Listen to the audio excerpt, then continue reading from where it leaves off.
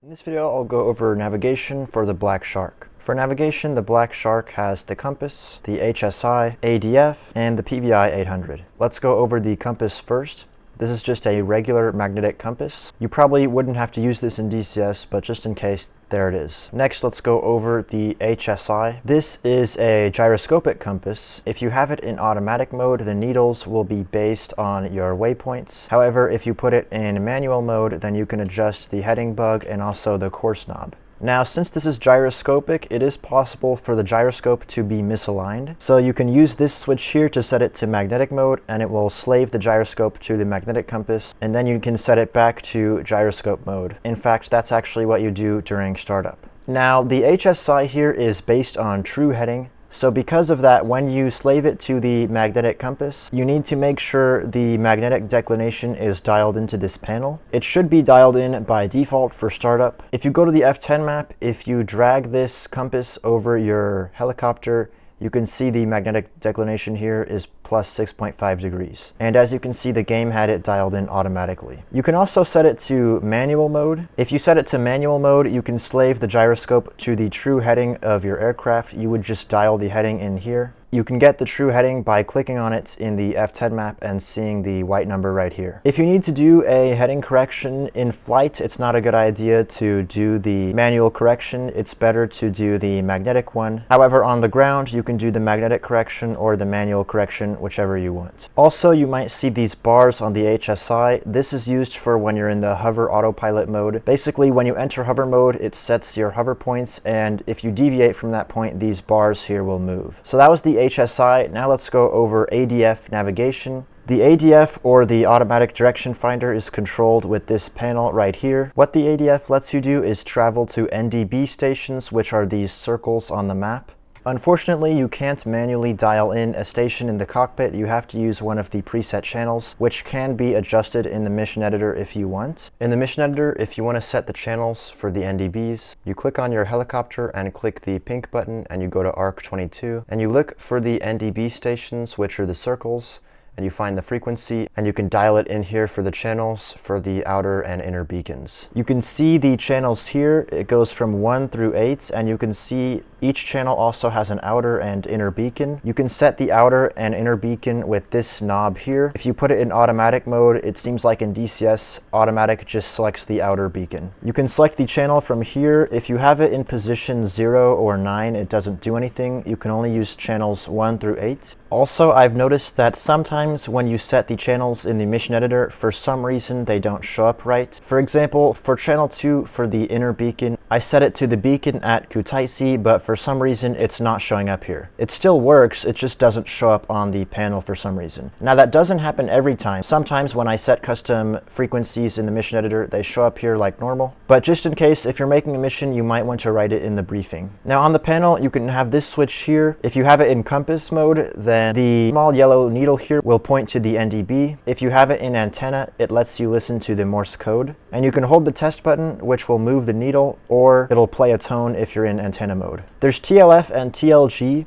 which are different modes. In DCS, it says the only mode that works is TLG. However, what's interesting is I noticed that when you get into the cockpit, by default, it's set to TLF. And also, it seems like regardless of what position I set it to, it always works for some reason. So I'm not really sure. And here's the volume for the Morse code. The last thing to note about ADF is that if you want, you can get it to show up on your ABRIS. On the ABRIS, if you click Options and go all the way down to one of these needles, RMI 1 or 2, you can click change, and you need to make sure it's set to radio, and I'm pretty sure RMI 2 is set to radio by default. If you go to the ARC page or the HSI page, you can see the radio needle will point to your ADF, and it matches up with the HSI. The last thing to note about ADF is that it does not give you range information. It is just direction information only. Next we have is radio navigation with the R800 radio. The one we just went over allowed us to navigate to the NDB stations, but using the R800 radio, you can navigate to VOR stations, which are these little pentagons on the map. And you can see this one is 113.6. The way it works is that first you need to make sure VHF2 is powered on, and then go to your radio and dial in your frequency 113.6. So 113.6, and then flip the switch up to ADF. and now the needle will point to that VOR station. One thing you're going to notice is that when you activate ADF mode, you're going to hear some static, even if you have the squelch switch turned on. Unfortunately, that's just the way it works. So when you're done using VOR navigation, if you want to get rid of the static, make sure you tune into a different station. And when you're going to the VOR station, it does not give you range information either. Now on the ABRIS, it seems like there should be a way to get the VOR to show up because you can set one of your needles to VOR. However, every time I've tried it, I haven't been able to get it to work. I'm not sure if it's currently bugged or if it's just not how the real helicopter worked. So as far as I'm aware, if you're using VOR, you need to use your HSI to see where the station is. However, if you're going to an NDB, you can use the HSI or the ABRIS. Lastly, we'll go over the PVI 800 navigation panel right here. This is an inertial navigation system, and the way it works is when you start the helicopter up, it knows your starting coordinates, and as you move around, the gyroscope can detect your movements, and it combines that with airspeed and other information to figure out where you are. It's kind of like a dead reckoning system. So you can power it on with these different modes here. There's check mode, enter, operate, and simulate, and K1 and K2 do not do anything. You're mainly going to be using it in operate mode. There's also check mode. Check mode is the same thing as operates, however, it doesn't select a navigation point. In operate mode, you can see if I select waypoint 2 or waypoint 3, you can see the HSI changes. However, if I want to look at a waypoint, but I don't want to change my HSI, you can go to check mode and I can look at waypoint 1. And I still have waypoint 3 selected here, but now I can look at what's going on with waypoint 1. Then there is enter mode. This is actually used for inputting coordinates into your different waypoints. Operate mode is what you use when you're just flying around, when you're selecting what to navigate to. And simulate mode, basically, it simulates the plane, the helicopter flying at 1,000 kilometers per hour. And as you can see in simulate mode, if I click waypoint 1, it simulates flying to waypoint 1. It's mainly just to test to make sure all the gauges are working properly. It doesn't really matter in DCS, so mainly you're going to use operate and enter. And then there's this switch right here. This is used for doing fixed points or for creating target points, which I'll go over later. But basically down will be an overfly and up will be a designation with the camera here, but I'll go over that later. This enables data link, which I'll go over some of the functions for that later. This controls the brightness of the screen right here. So now let's look at the panel. So there's 4 different points you can have: a waypoint, a fixed point, which is used for basically updating the navigation system, an airfield, and there can only be 2, a landing field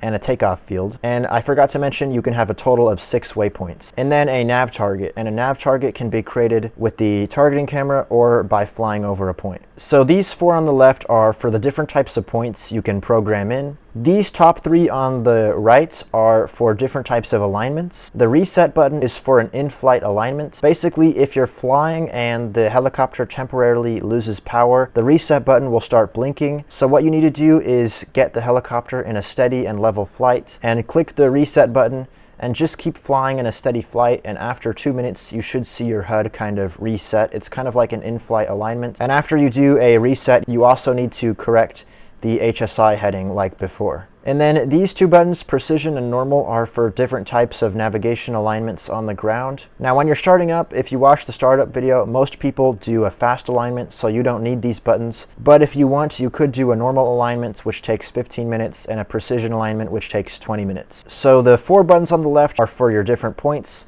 The 3 on the right have to do with aligning it, and all the other green buttons have to do with displaying different kinds of information. So let's go over how it works. First, I'll show you how to navigate to a waypoint. So you just click the waypoint button and select whichever one you want to go to. Let's go to waypoint 3.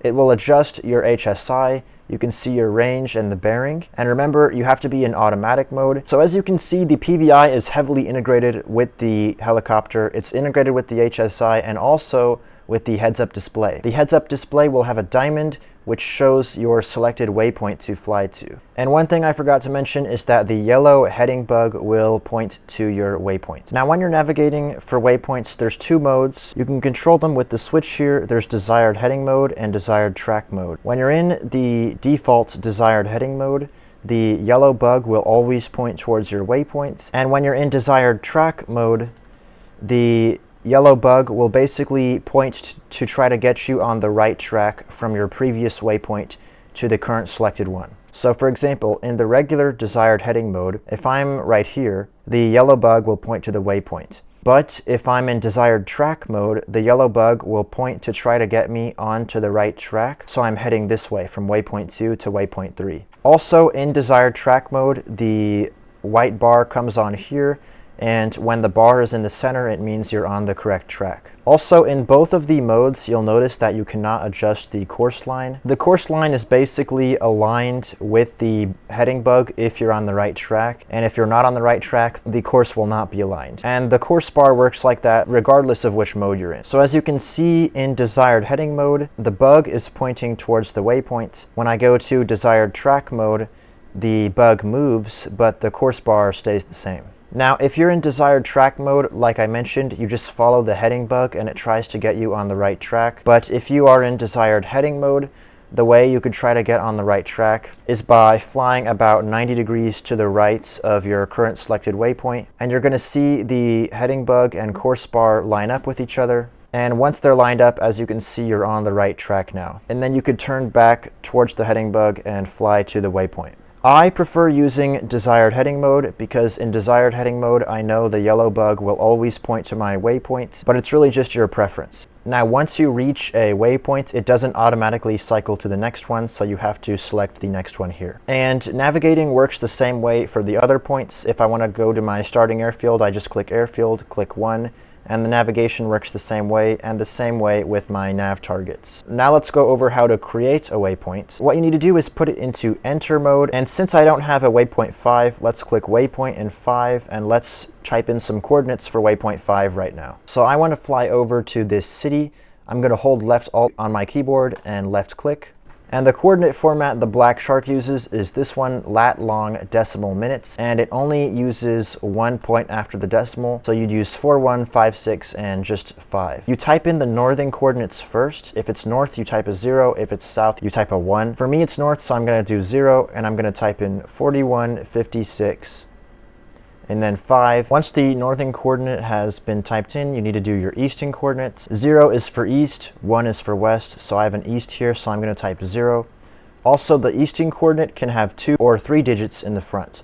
As you can see, for here I have a 41, which is 2 digits, so I'm going to start with a 0, and then do 41, 48, and then just one number after the decimal point, so 7, and then you click enter, and I can get rid of this. And once it's been typed in, you can go to operate mode and waypoint 5. So let's fly over there and see if it worked. And it looks like it took us to the right place. And you would enter airfields and nav targets the exact same way. So let's go over nav targets now. In the Ka-50, you can set nav points from the cockpit, but you can also set them from the mission editor. You just click on your helicopter, click the cyan button, and for nav target points, you click add, and then you can just drop them down wherever you want, and they will show up as a square. And remember, you can have 10 nav targets. There's 2 ways you can create a nav target. You can do the overfly method, or you could designate it with the targeting camera. So for the overfly method, first you put it into enter mode, click the nav target button, select whatever you want. I'll just select number 2. And by the way, you can have 10 nav targets. And then you set this to over, and you need to bind this button, uncage Schwal designate target. And then you just fly over wherever you want your target to be. I'm going to fly over those buildings down there. And when you're over your target, you just click that undesignate Schwal button. I'm going to fly over it and click the button. And as you can see, it filled the coordinates into nav target 2. Then you can either reject it or accept it. So I'm going to accept it by clicking enter. And now I can go to operate mode, nav target 2, and as you can see, it's pointing me back to where I created it, and you can see it's half a kilometer away. Also, when you're flying to a nav target, it'll have OT on your HUD, which means target. And when you have a nav target selected, you'll have the little target symbol on the compass instead of the diamond. So for the targeting camera designation, you're going to need that same button we had before, and you're also going to need the target lock button, and you're going to need the buttons to slew the Schwal. So what you do is go to enter, nav target, let's do number 3, and set it to I-25V. And for the targeting camera, you need to make sure the laser is on. And then you click the undesignate button, and you basically point the camera where you want your target to be. You can bind these buttons to zoom in and out. So I'm going to put the target right on that building and click target lock. And once you see that TA, it means you got a lock. And what you do is you click the undesignate schval button again, and you should see the coordinates pop in, and you click enter. And I'm going to click the reset button here to get rid of my targeting camera. And I'm going to go to operate and select nav target 3. And as you can see, it's about 10 kilometers away in front of me. So let's test if that's accurate. I'm going to click on my helicopter, and the target was here, so that says 5.95 nautical miles. So let me convert that to kilometers real quick. So 5.95 nautical miles is about 11 kilometers, so you can see it is pretty accurate. One last thing to note about nav targets is that if you click the nav target button and select one on your ABRIS, you'll have a blinking square which shows where the target is. So that is how you use nav targets.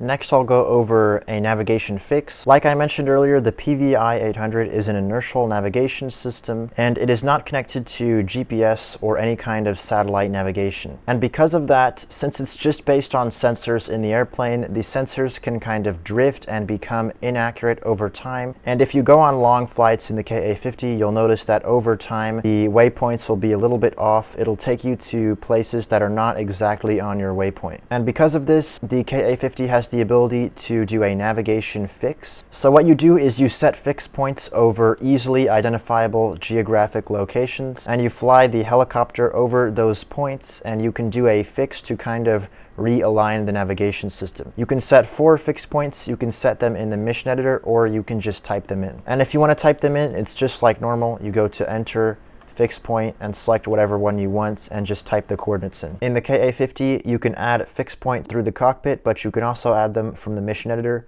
You just click on the helicopter, click the cyan button. For fix points, click add, and you just drop them down wherever you want. Remember, you can have 4 fix points. When you put them down, they'll show up as a little circle. Make sure you put them over a geographically obvious location, like in the middle of a lake. Now, when you fly close to your fix point, you're going to get a notification on the ecran that says Perform Nav Position Fix. This comes on when you are within 18 kilometers of one of your fix points. Now, keep in mind, when this message comes on, this doesn't mean that your navigation system is necessarily drifted or that it's incorrect. This is just basically letting you know you're close to a fix point, so if you can, you might want to do a fix. Just like when we made nav targets, we could do one with the schval, or we could do the overfly. Same thing with fix points. You can do it overfly or schval. I have one fix point, so I'm going to do the overfly first, and I set the fix point over a lake so it's easy to see. So I'd go operate, fix point, and number 1. And obviously the navigation system is not going to show you where your fix point is, so you need to just know where it is. So like I mentioned, as you're getting for your fix point, make sure you have it selected, and make sure you're in operate mode and set it down to overfly. And as I fly over the lake, I'm going to press the uncaged schval button, and when I do that, you should see the numbers go away, which means it has done the INS fix. So I'm over the lake right now. I'm going to click undesignate schval. You can see the numbers go away, so that means I just applied a correction to the navigation system. Now I'll show you how to do it with the schval targeting camera. Make sure the laser's on, go to operate, select your fix point, and set the switch up to I-251V. Now you need to find where your fix point is. So there's the lake. I'm going to uncage the schval, put the camera right over the lake, and click the lock button. And once you get a lock, you should see it say TA here. Now, you need to make sure you do actually have a lock, and I couldn't lock onto the lake, so for this example it would be better to do an overfly. So just for example, I locked onto that house. So once you've got a lock, you press the uncaged schval button again, and it should say COP here.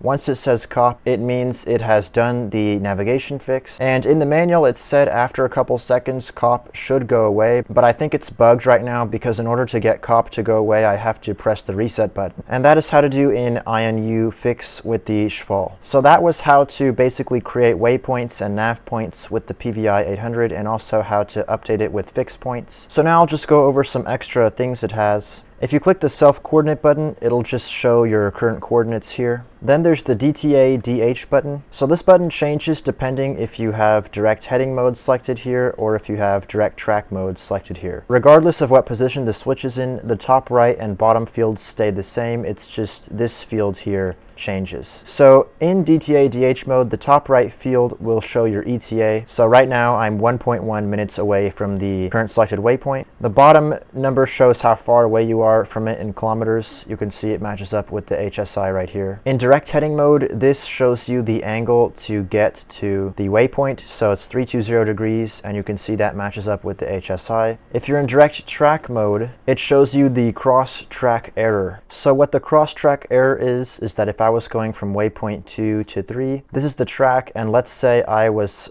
over here for some reason.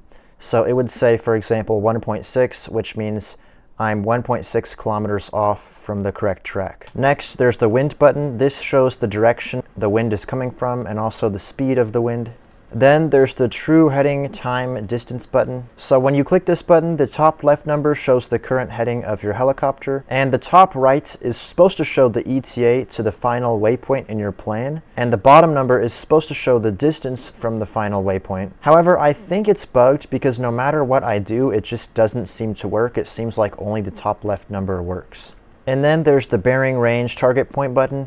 This is the exact same thing as the DTA/DH button, except this button here was for waypoints, and the bearing range button here is for target points. So for nav target, if I select 1 or 2, on the bottom it shows the distance to the target, the top left is the bearing, and the top right is the ETA. And then there's the initial point button. This will display the coordinates of where the helicopter started up from. So those were all the extra buttons for the PVI 800. The last thing for navigation is this little panel here. You can select the hemisphere you're in and your latitude, but I'm pretty sure it's all set by default, and I don't think you really need to mess with it in DCS. There is one more thing the Ka-50 has for navigation, which is the ABRIS right here, but I decided to just do a separate video for the ABRIS. Thanks for checking out this video, and I'll see you later.